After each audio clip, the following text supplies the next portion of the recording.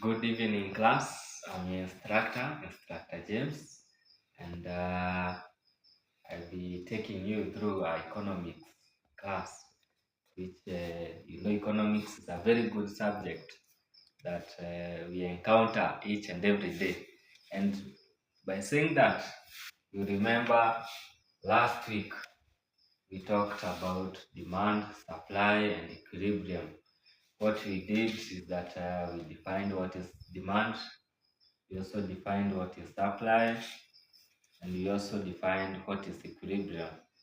And in addition to that, we are able to explain and understand the factors that affect demand and supply in our country, Kenya.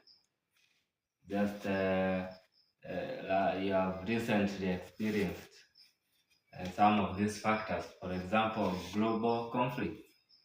That's one of the major factors that has even affected oil prices and oil demand and even oil supply in our country. You have seen recently there was no oil in our country.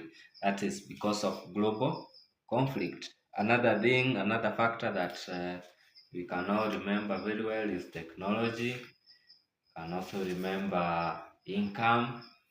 Those are realistic factors that you have seen affecting demand of the products that we use each and every day in our country and even in our homestead.